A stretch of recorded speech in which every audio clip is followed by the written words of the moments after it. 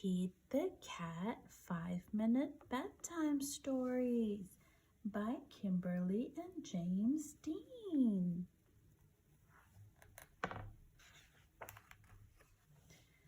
One, two, three, four. Pete the Cat Goes Camping. Page number 49.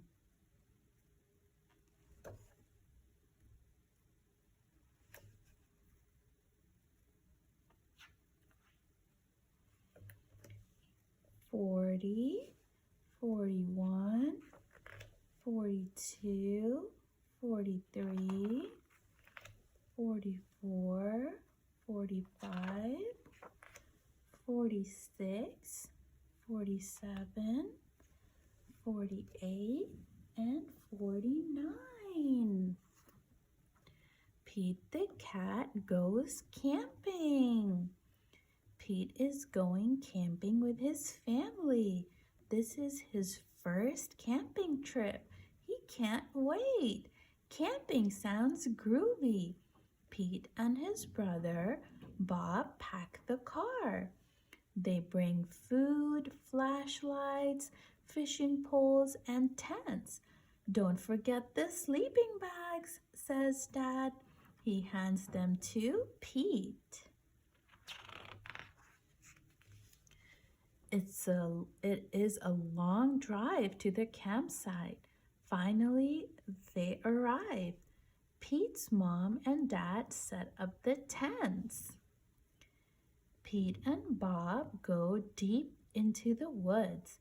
They collect sticks to make a campfire. Pete and Bob decide to go for a hike. Bob shows Pete the footprints of all the animals who live in the forest.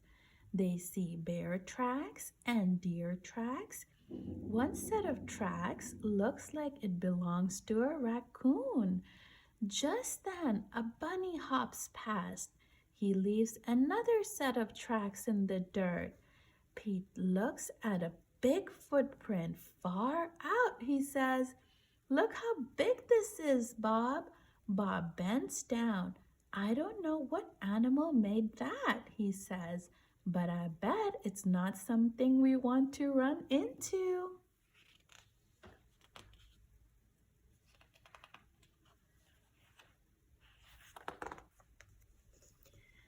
Bob and Pete make their way back to the campsite.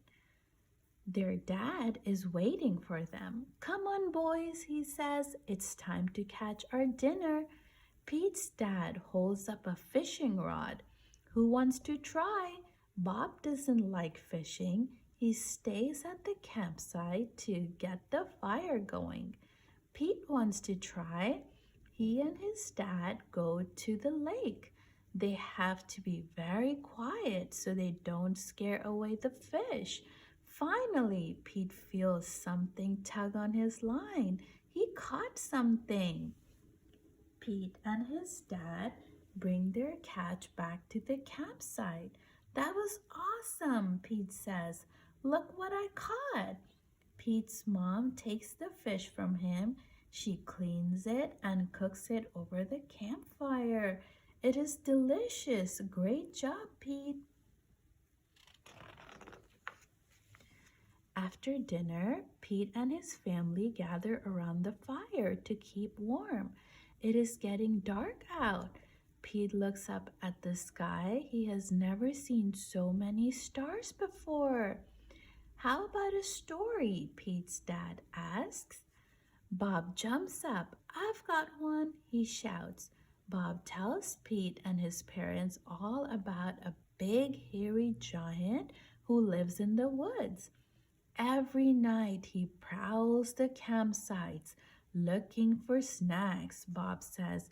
In the morning, all that's left are crumbs and a giant footprints. In fact, his feet are so big that he is called Bigfoot. "Groovy story, Bob," Pete's mom says. "And speaking of snacks, who wants more?" Pete's dad gives everyone a stick to toast marshmallows on. Pete's mom hands out the graham crackers and chocolate. Soon everyone is enjoying a yummy dessert.